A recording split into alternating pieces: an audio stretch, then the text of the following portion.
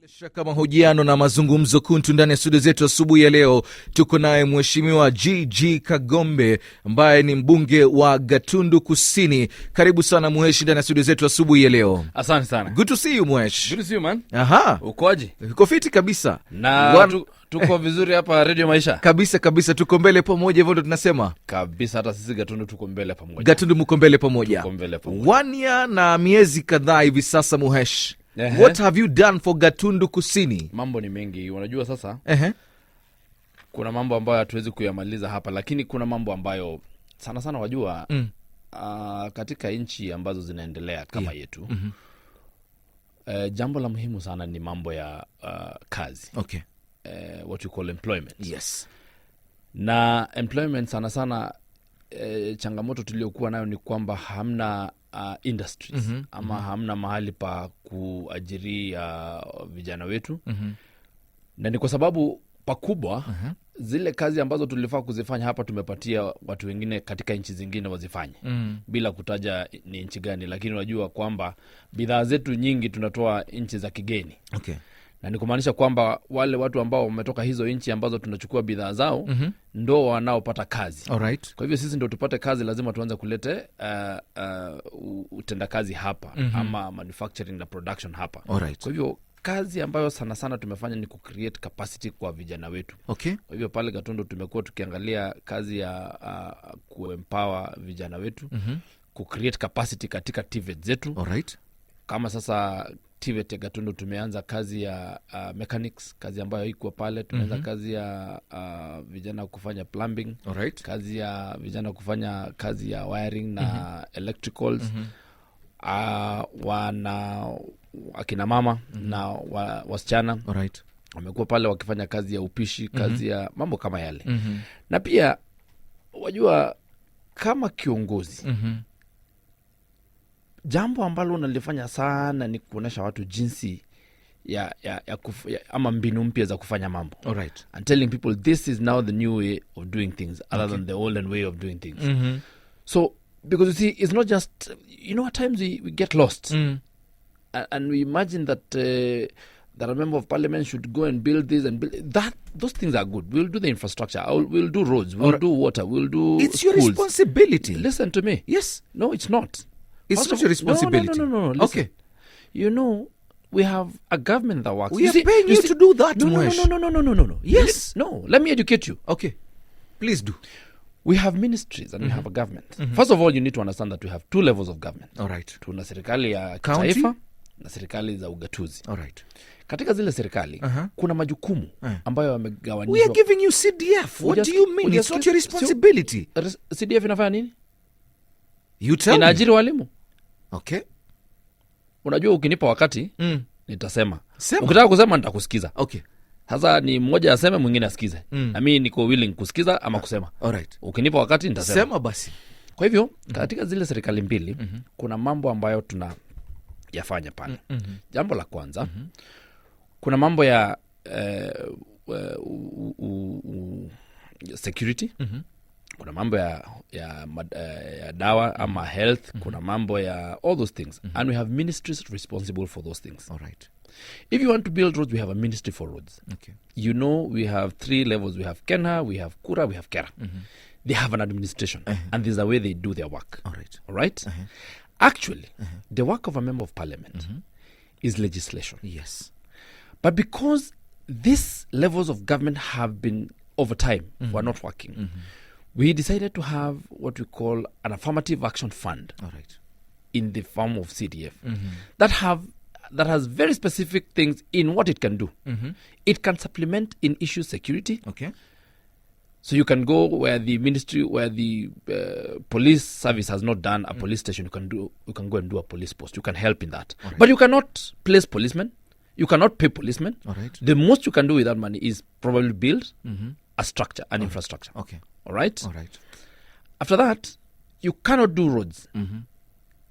But you can do education, so you can issue bursaries. But you can do cabro. But you see, when you do bursaries, for example, in education, you're supplementing what the education system and the Ministry of Education is supposed to be doing. Right. Kwa sababu jukumu la kulipa la kuwalipa walimu, nunua vitabu, kila hayo ni majukumu ya ministry ama wizara ya elimu. Okay. Ni vizuri kuelewa kwa sababu sasa unajua wewe ukichukua microphone na watu wengi ambao wanakusikiza wanatarajia kwamba una ujuzi na unaelewa mambo, alafu useme simuna CDF, you know, katika, but it's true, you guys have CDF. You listen. How much is CDF? How much CDF is you CDF? Tell me, how much have you received? In a budget of 2.7 trillion. All right. CDF is 138 million. How much have you received? I've said it's 138 million. I don't know why you're combative. I don't know why you don't want to listen. I'm listening. And you know the people of Gatundu South do not have a problem with how the CDF has been administered. And by the way, you also need to know that CDF is not administered by the member of parliament. All right. CDF has two levels. There's a national NGCDF board. All right. That appropriates, we as parliament appropriate that money. Then at the constituency level, there's a CDF manager, there's a CDF chairman, yes, and there's a CDF committee. Okay. At the devolved level, at the village level, or wherever the project is happening, we have a CDFC committee. When you have a project, for example, in my local primary school, all right, as a parent, I am in that committee, and the teachers and members of the community, even those who do not have children there. Those are the people. We have 3 levels of signatories, where a member of parliament is none and does not sit in it. Very true. The only thing a member of parliament will do is to, as a patron, and by the way, even the act for CDF is very clear. The money goes to all the wards equally.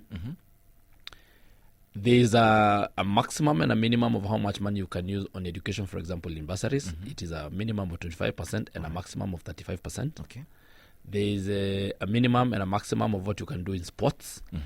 There is a maximum you can do in each of the wards. Okay. The rest of the money that is left must be divided equally in all the wards. So hayo mambo na unajua it is easy to come and say here na ukuje uite mbunge umwambie simunda CDF simufanye. Lakini ni ukweli mko nayo. Lakini CDF nimeona kwa magazeti juzi kwamba watu wa Media Max, watu wa Radio Africa, watu wa hapa Standard Group hawajalipwa mishahara. Ni vizuri kusema pia hiyo ni wabunge wako na CDF wanafaa kuwalipa mishahara.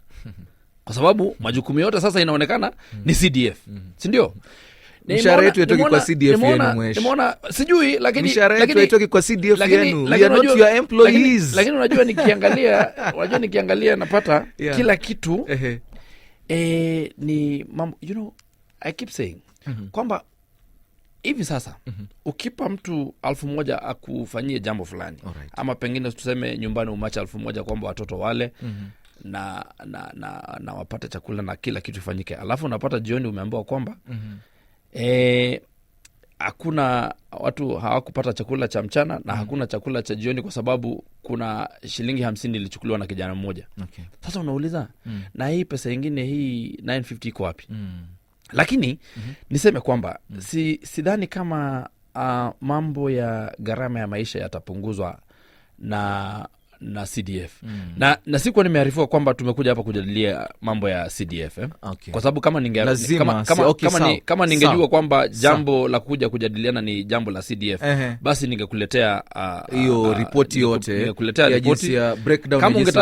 Kama ingekuwa kwamba ni report form unataka kujua ya kuja scorecard ya CDF ya Gatundu South, unataka kujua mambo yake, basi ningekuletea. Na ningekuelezea kila kitu na sheria iliyofuatwa na kazi ambayo imefanyika, pesa imetumika na ile imebaki. Sawa mheshimiwa. Lakini nilipo ambiwa hapa tulikuwa tumekuja kujadiliana mambo ya state of the nation. Alright. Sasa kwa hivyo nitayasikiza. Ni kazi yako bado, lazima tuizungumze mheshimiwa GG.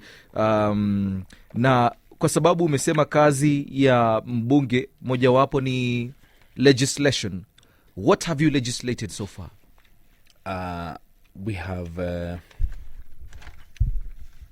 We have many pieces of legislation, and legislation is not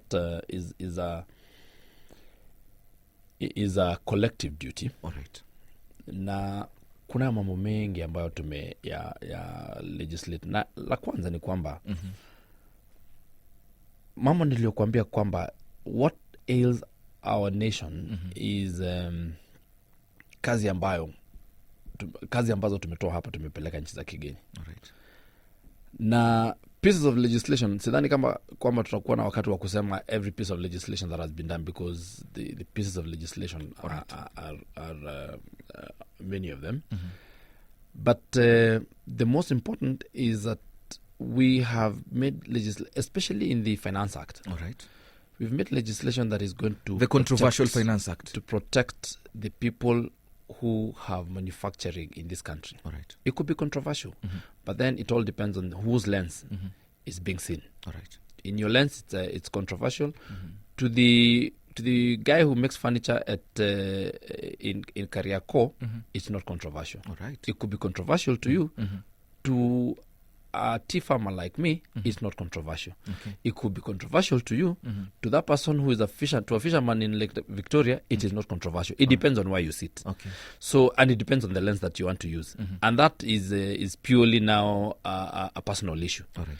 So, kwa mambo ya ujenzi, kwa mambo ya kutengeneza mambo kama furniture, kwa mambo ya importation kama ya samaki, unajua tusemezane ukweli, kwa sababu hii nchi unajua hatutakuwa hapa forever, and we will not even this government will not be here in perpetuity. Right. It will leave at some point. Okay.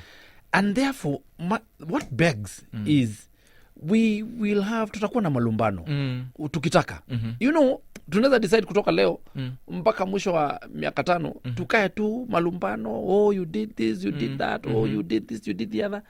But how does that help that man on the street who is looking to fend for his family? All right. How does that help? Okay. How does a bill being controversial or not help that man? What that man who is walking from Kagombe now, walking towards the industrial area, doesn't care what you're saying. What he cares for is that his family will need to feed in the evening. Is that come January, atahitaji kulipa karo. Hayo ndio mambo ambayo kwa kweli, na it doesn't matter where you sit. Kama uko serikali, uko state house, uko opposition, uko whatever you are. Hilo ndilo jambo la muhimu. Na mimi nimekuwa nikisema. Mwisho uko wapi? Kwa sasa niko studio za Maisha, Radio Maisha. Hivi sasa nimeketi hapa. Uko serikali ama uko hiyo pande nyingine? Mimi niko bunge. Bunge unajua collective You're not answering my question, Parliament. Okay. Parliament has a collective responsibility. That is why I've been voted to go and work. Okay. And we do not have... But you had a party. We do not have... You see, now that used to be... this is unlike the previous dispensation.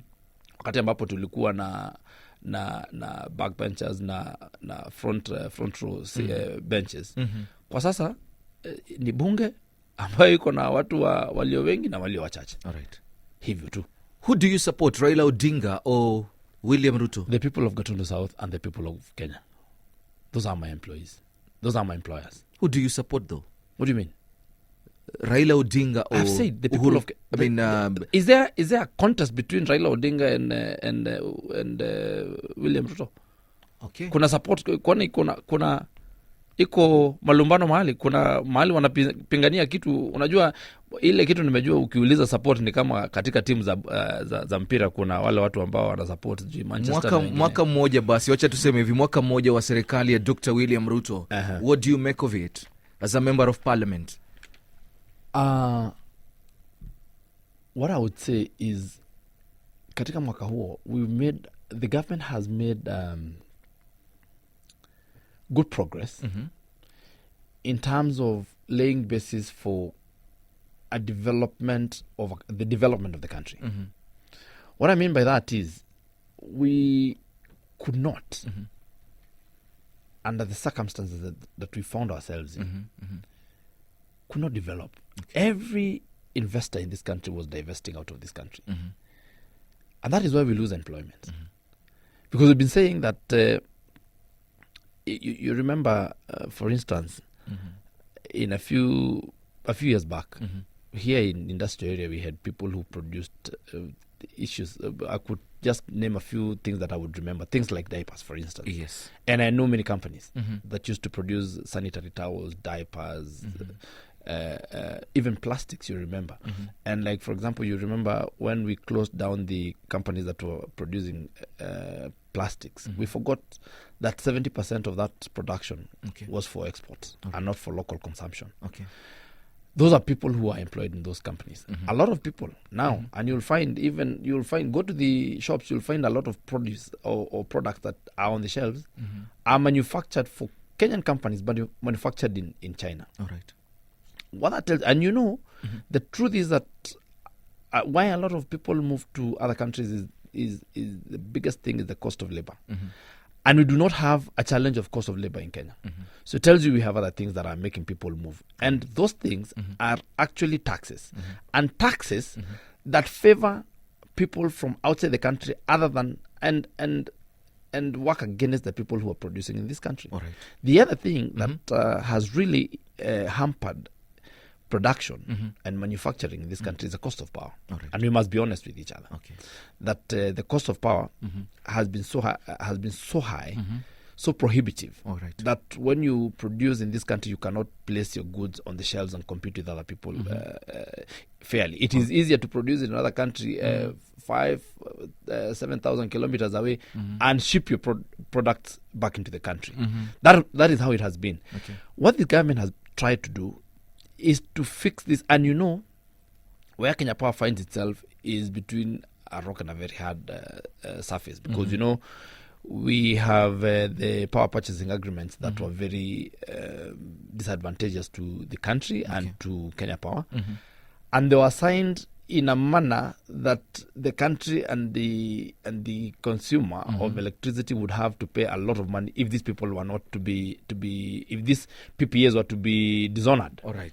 So what we have done is to make sure that we call these people and sit them down, because they're Kenyans na ni watu ambao sasa wanajulikana. Juzi uliona nikiuliza swali bungeni na nikasema kwamba tupate hawa watu ni akina nani, tuambiwe majina zao, hizi kampuni ziletwa katika meza na tukaletewa majina, tukaona wale watu ambao ni wakurugenzi katika kampuni hizo, and also the people that they represent, because some of them unaangalia, unajua katika zile pesa ambazo watu wanaongea, ukiangalia unajua pia tunaishi katika nchi, unajua kwamba the other beneficial holders of those companies. So there are a lot of those issues that we have talked about, but most important that may not be seen as you walk in the streets is that this country was on the verge of defaulting on its fiscal responsibilities. I would applaud the president for having made sure that at least last 1 year has passed without us having defaulted. We've not gone the way of Ghana. We've not gone the way many countries in Africa have gone. And that would have really meant that things would have been a lot worse than we're seeing them. The other thing that you would remember a few months back is that the cost of food was very high. The first thing was that this country we have been using maize and food interchangeably. All right. That if there's no maize, then there's no food. But we came and said, Apana, first of all, you remember the infamous, or the issue of the infamous subsidy of Unga last year towards the elections. And I sit in the Agriculture Committee, and we have been probing that. And to date, we have now established that, and the millers have come and said that they cannot ascertain whether there was any value for that money. They just know that they were promised money to give out maize. So, 8 billion of Kenya shillings was lost in 8 weeks. But now what we've done is, you remember that the cost of Unga last year was at 230 shillings. Right now, if you walk to any supermarket, the cost of Unga, a packet of 2 kilograms, goes between 130 and 140 depending on the brand. All right. And therefore, and we have, when we look at the strategic grain reserve, we are not going back to where we were last year. All right. It will be unlikely that you'll find people wakichoma barabara wakivaa sufuria kwa kichwa wakisema maneno ya chakula. Wanasema turudi by the way barabarani. Hata wakirudi hawatavaa sufuria, kwa sababu sufuria zitakuwa na mabebi zao na watakuwa busy wakipika kwa sababu kuna chakula. So tusirudi barabarani. Wajua, kwa kweli ni kwamba vile tulivyoona ni kwamba mambo ya kurudi barabarani, sidhani kama kuna faida yote ambayo tulipata kwa kwenda barabarani. Na sidhani kama bei ya maisha ilianguka popote kwa sababu ya watu kwenda barabarani na ku things have been very kuharibu. tough, Muhesh, It is true. and under this government Things of Dr. William Ruto, things have been tough. Things are tough. Things are tough, that is true. I do not Gatundu Kusini wanakwambia. I do not dispute that. Okay. Things are tough. Okay. And things have been tough. In fact, I do not remember a time when things are not tough. Oh, they have been tougher, Basi, under this government of Dr. William Ruto. So I do not remember. It's the truth. I do not remember any time that things were not tough. I remember that things have also been very tough under the previous administration and even the other one. And I've told you why things have been tough. And even when things are tough, maandamano tuliyaona yakifanyika hapa. Sasa sikujua yalisaidia kitu gani. The cost of fuel is crazy. Ama yakirudi, they want to privatize parastatals. Ama yakirudi, ama maandamano yakirudi yatasaidia nini? Kwa sababu watu waliandamana, uliona kama bei ya mafuta ilienda chini ama uliona namna gani? Okay. So we must be honest with each other. We must agree that this country is ours, wherever you sit, and that we all have a responsibility to build this country. And we all have a responsibility to care for the future of this country because we have future generations. Okay. And that is not, hiyo sio tafadhali, ni lazima. It is our duty. That is what we must do. The cost of fuel, because you've mentioned it, is high. And taxes every time. Mheshimiwa, we are banking on you guys to First of all, you know, when you say taxes every time, you need to be sure what you're saying. Okay. Taxes change once. It's a fiscal policy. Okay. A government cannot sit and just introduce tax. Tax is introduced in a fiscal policy environment. Okay. And in a fiscal policy environment, that's what you're talking about, that thing that you're calling controversial tax Financial Act. Finance Act. Yeah. And the Finance Act happens once during a year, once in a year during the budget reading process and what culminates now in the Finance Act. All right. And it is easy to sit where you're sitting and say taxes everywhere, but what about services? How does a country work without taxes? There are two ways of financing any budget. All right. Because even as you say that, as I just get into your premises here, there's construction of there's road construction going on. Expansion of Mombasa Road, actually, which is financed. Yeah. By? How do you finance construction of a road? By us, mwananchi. How? So you tax us. By taxation. It is, you either finance a project like that by taxation or by loans. Okay. And it is by taxation all the time because even those loans will be paid. It's not by grants. And no country will ever grant you any money. Okay. So they will give you a loan and then you will repay at some point. And when you repay, you will repay by taxation. All right. So it is, I know